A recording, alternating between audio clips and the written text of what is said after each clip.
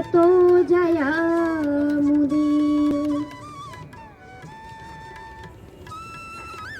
योऽन्तः प्रविश्य मम वाचमिमां प्रसुप्तां सञ्जीवयत्यखिलशक्तिश्रवणत्वगादीन् प्राणान्नमो भगवते पुरुषाय तुभ्यम् प्राणान्नमो भगवते पुरुषाय तुभ्यम् अतुलितबलधामं हेमशैलाभदेहं दनुजवनकृशानं ज्ञानिनामाग्रगण्यं सकलगुणनिधानं वानराणामधीशं रघुपतिप्रियभक्तं पातजातं नमामि। अपने अपने घरन की सबका को पीर, जिन्हें पीर सब घरन की धन्य धन्य रघुवीर। श्री गुरु चरण सरोज रज निज मन मुकुर सुधार, बरनौ रघुबर बिमल जसु जो दायक फल चार। बुद्धिहीन तनु जानिके सुमिरो पवन कुमार, बल बुद्धि विद्या देहु हरहु कलेश नाश। सिया राम मया सब जग जान, करहु प्रणाम जोर करहु प्रणाम जोर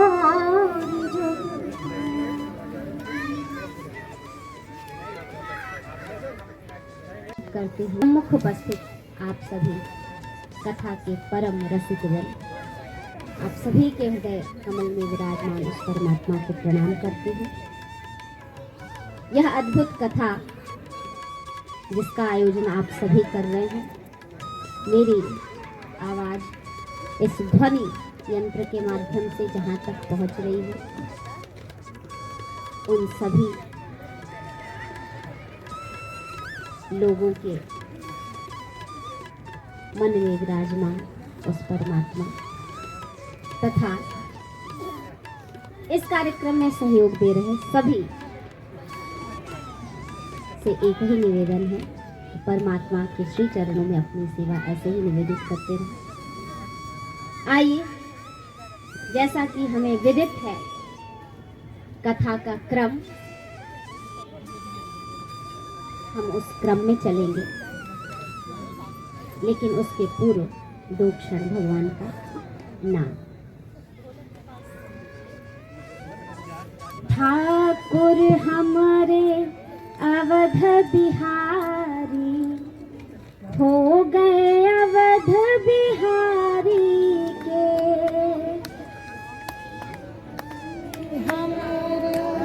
अवध बिहारी हो गए अवध बिहारी के। ठाकुर हमारे अवध बिहारी, हम हो गए अवध बिहारी के। ठाकुर हमारे बिहारी के। और कैसे हैं? कोई भला कहे या बुरा कहे, हम हो गए अवध बिहारी के। भला कहे या बुरा कहे, हम हो गए अवध बिहारी के। ठाकुर हमारे अवध बिहारी, हम हो गए अवध। सीताराम सीताराम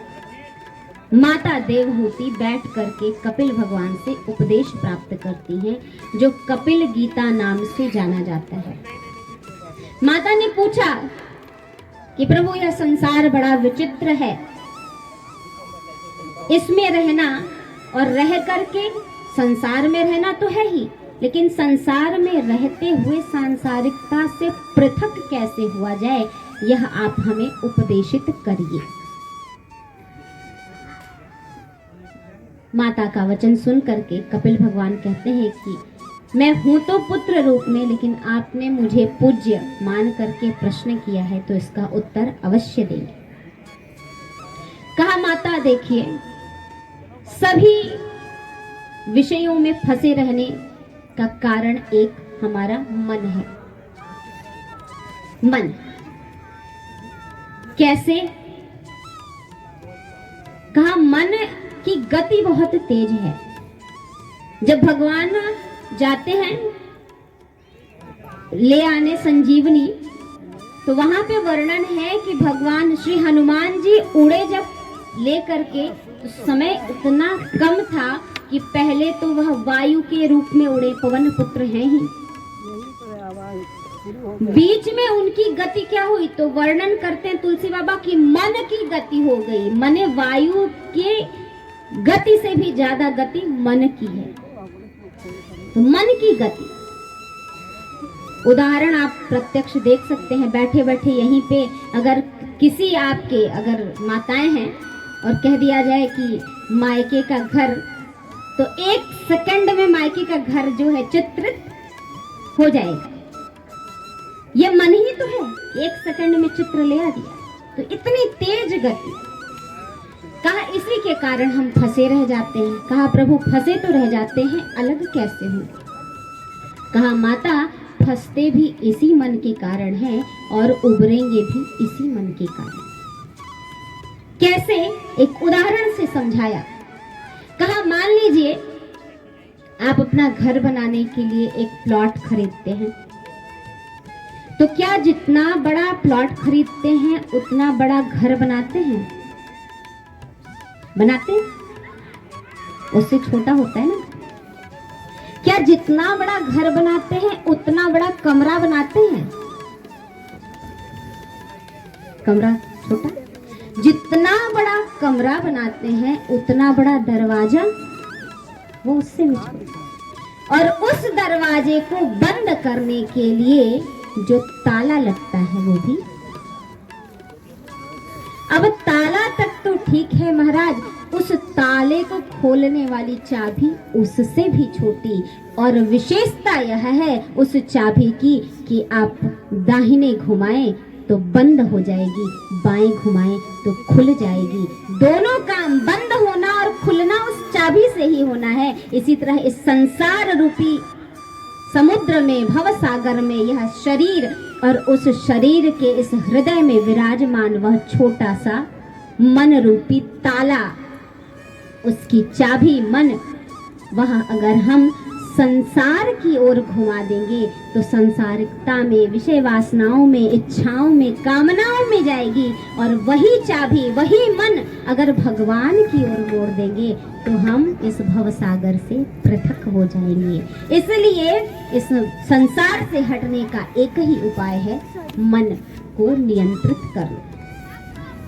कहा महाराज यह तो सही है, लिखा भी है, गुणेषु सक्तम बंधाय रसम रतम व पुंस्य मुक्तये। गुण की संज्ञा दी मन को। गुण, गुण माने संस्कृत में कहते हैं रस्सी को गुण। कहा जिस रस्सी से हम सामान बांधते हैं उस सामान को खोलते भी उसी रस्सी से ही। चाहे रस्सी काट के करे, चाहे गांठ खोल के करे, हटाना तो रस्सी को ही पड़ता है। बंधन खत्म रस्सी से ही होगा। उसी प्रकार इस मन को परिवर्तित कर देने पर हमारा मन भगवत चरणों में रागी भी बन सकता है और विरागी भी बन सकता है। कहा महाराज ये मन हटाएं कैसे, नियंत्रण में कैसे लाएं? इतना आसान तो नहीं है। कहा देखो मन है ना, मन को उलट दो। मन का उल्टा करेंगे क्या होगा? नम। मतलब मन को नम बना दो। और नम बना के भगवत चरणों में लगा दो। अब वो कैसे लगे? तो कहा कि मन कैसा है? मन जल की भांति है। जल, पानी, जैसे हम पानी गिराएंगे तो पानी उसी दिशा में जाएगा जिधर ढलान होगा, बहने का रास्ता उसी दिशा में जाएगा। ठीक वैसे ही मन छोड़ देंगे तो वो भी ढलान की ओर जाएगा, ऊपर नहीं चढ़ेगा। जिस काम को हम आसानी से कर सकते हैं, और आसानी से क्या कर सकते हैं, भौतिक जो चकाचौंध दिख रहा है, जिधर लोग जा रहे हैं हम भी उधर चले जाएंगे। तो कहा उधर नहीं जाना है तो क्या किया जाए? कहा पानी सदैव नीचे की ओर जाता है, लेकिन हमको टंकी भरनी हो तो क्या लगाना पड़ता है? यंत्र लगाना पड़ता है, जिस यंत्र के माध्यम से वह पानी ऊपर की तरफ जाए और टंकी भर जाए। उसी प्रकार इस नीचे की तरफ जा रहे मन को रोकने के लिए मंत्र की आवश्यकता है।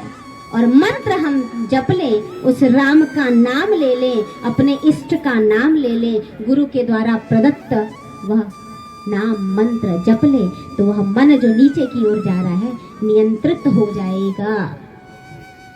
इसीलिए संत कहते हैं, कृष्ण गोविंद गोपाल गाते चलो, कृष्ण गोविंद गोपाल गाते चलो, कृष्ण गोविंद गोपाल गाते चलो, कृष्ण गोविंद गोपाल गाते चलो। मन को विषयों से हरदम हटाते चलो, मन को विषयों से हरदम हटाते चलो, कृष्ण गोविंद गोपाल गाते चलो, कृष्ण गोविंद गोपाल गाते चलो, कृष्ण गोविंद गोपाल गाते चलो, कृष्ण गोविंद गोपाल गाते चलो। मन को विषयों से हरदम हटाते चलो, मन को विषयों से हरदम हटाते चलो। और गाना तो है कृष्ण गोविंद गोपाल, प्रभु का नाम गाना तो है, ताकि मन विषय की ओर ना जाए, प्रभु की ओर जाए। जब सदैव चिंतन प्रभु का चलेगा तो मन विषय की ओर जाएगा ही नहीं। लेकिन साथ ही साथ कहना है क्या? देखना इंद्रियों के न घोड़े बढ़े, देखना इंद्रियों के न घोड़े बढ़े, देखना इंद्रियों के न घोड़े बढ़े, देखना इंद्रियों के न घोड़े बढ़े। उन पे हरदम ये संयम के कोड़े पड़े, उन पे हरदम ये संयम के कोड़े पड़े, उन पे हरदम ये संयम के कोड़े पड़े, हरदम ये संयम के कोड़े पड़े। कृष्ण गोविंद गोपाल गाते चलो, कृष्ण गोविंद गोपाल गाते चलो। मन को विषयों से हरदम हटाते चलो, मन को विषयों से हरदम हटाते चलो, कृष्ण